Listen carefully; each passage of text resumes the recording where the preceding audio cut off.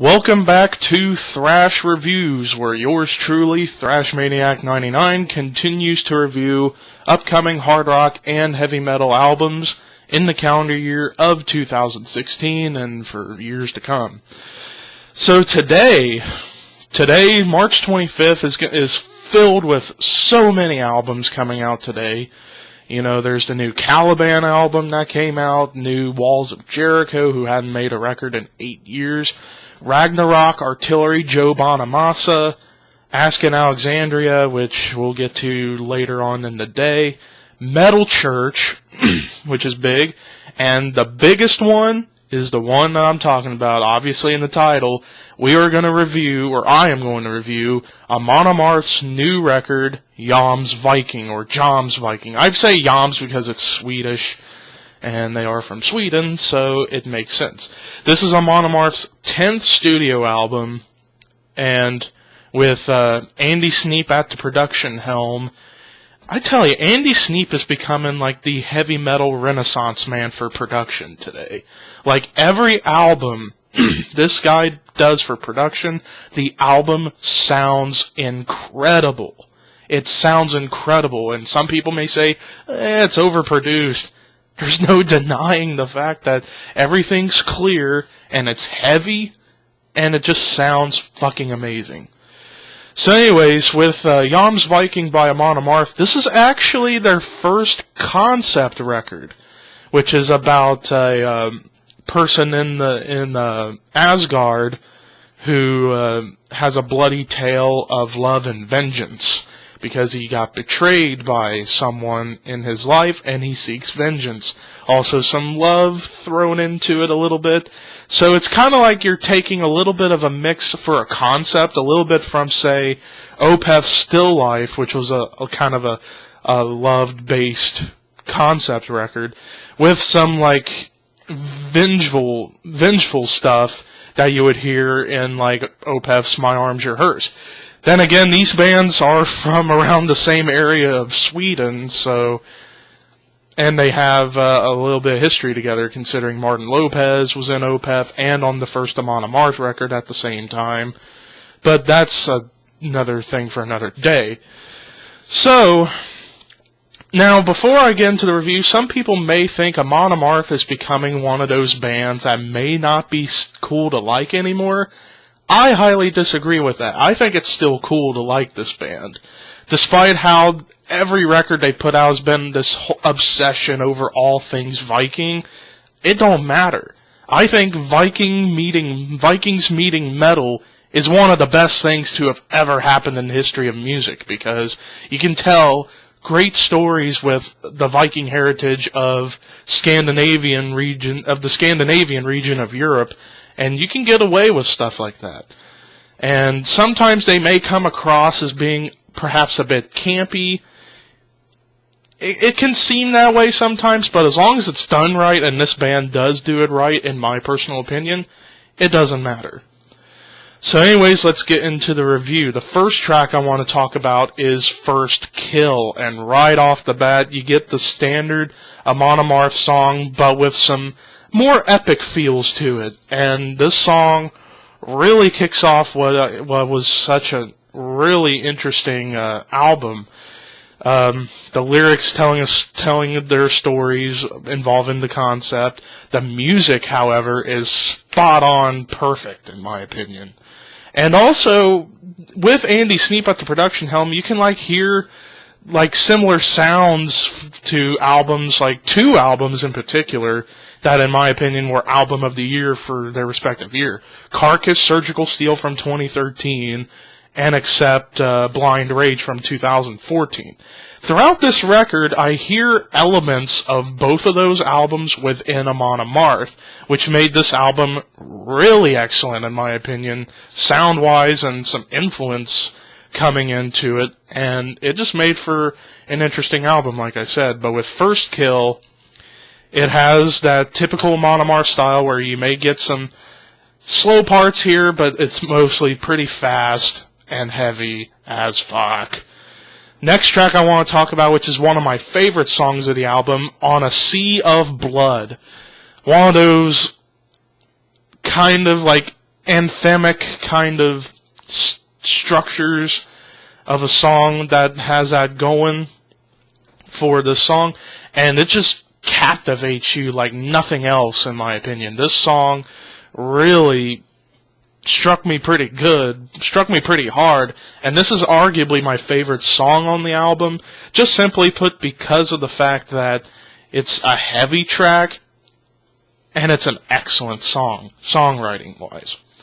Next song I want to talk about is Raise Your Horns, and this is the one kind of direct song on the album, because this is meant to be kind of like one of them anthems for a concert. But I love songs like that. I really, really do love songs like that. And this song, structure-wise, was probably the most interesting one, because there's a little bit of black metal influence coming in to this song as far as the structure. To me, if this were like a 1992 black metal song that had that lo-fi production, this song would fit. But with the clean production of Andy Sneap, it may not feel that way. But if you think about it with the structures, think about a band such as Darkthrone, for example, back in the 90s, where they would have songs that went dun dun dun dun dun dun dun. This is what the song pretty much was, and it was really intriguing. Like, this was the slowest song on the album, and in my opinion, one of the best songs of the album because of that idea that they take black metal structuring into a melodeath track and just make it an anthem. I thought this was a really strategic move by Amon Amarth around the middle of the album, and it was a great track in my personal opinion. The next track I want to talk about is A Dream That Cannot Be, and this track was interesting because it features a guest appearance from Doro Pesch, formerly of Warlock, and for her own band Doro, a legendary female heavy metal frontwoman, one of the most legendary of all time. Without her, a lot of females wouldn't be in bands singing for their bands if it wasn't for women like Doro or Lita Ford, Joan Jett, Hart. You name it, there you go. This was the weakest track of the album, but it was still a great song. It was like pretty much talking about like some nightmare that the main character of this concept was having, and it just came into like this more like turmoil kind of thing that happened within the lyrics and within the story, and it was pretty interesting. Despite it being the weakest song of the album, it was still a great track, no doubt about it. Then to the final track, Back on Northern Shores. 7 minutes, one of their longest songs of their history. And my phone's ringing, and I'm not going to answer it right now.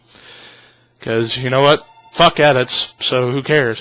Anyways, Back on Northern Shores kind of brings together all the elements from the previous 10 tracks, throws them in together, and kind of bringing in a tad bit of power metal into the mix. I know that's kind of stretching it, but if you think about it, it's within like the soaring guitars and the speed. It kind of carries that from power metal, but plops on the melodeath influence with the heavy vocals of Johan Hegg, who's one of my favorite death metal vocalists of all time.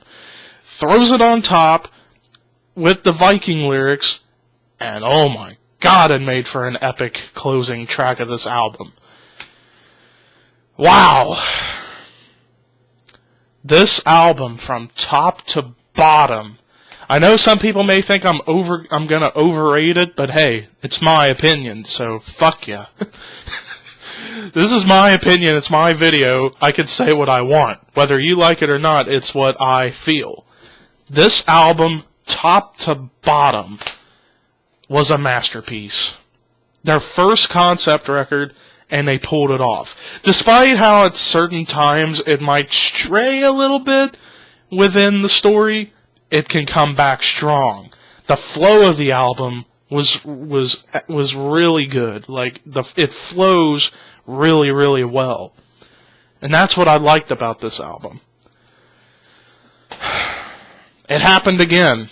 95 out of 100. Another contender for Album of the Year. Holy crap.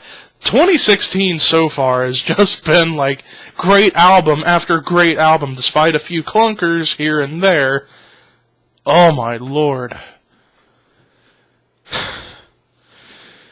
I got a feeling this year is going to be a phenomenal year for hard rock and metal, I swear, because already Borknagar, Dream Theater, now Amon Amarth, Exhumer, Redemption, Avantasia, Destroyer 666, fucking Anthrax, Obscura, and, oh my god, Rotting Christ, and Flesh God Apocalypse, so many, Witchcraft Venomous Concept, good lord, all this stuff that's coming out. Omnium Gatherum, might as well throw that one in there.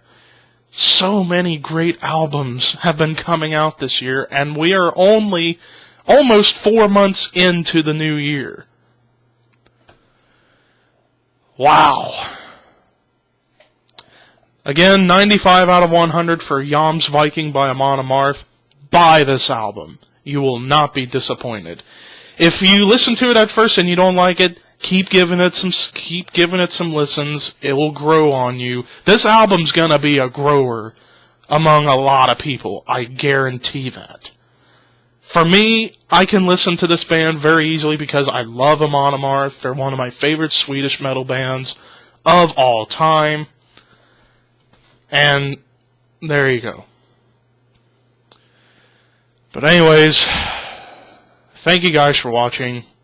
Peace out, and have a good Friday. And stay tuned later on tonight. I got my Q&A for live stream purposes tonight. Be on the lookout for that. It should be fun. So anyways, peace.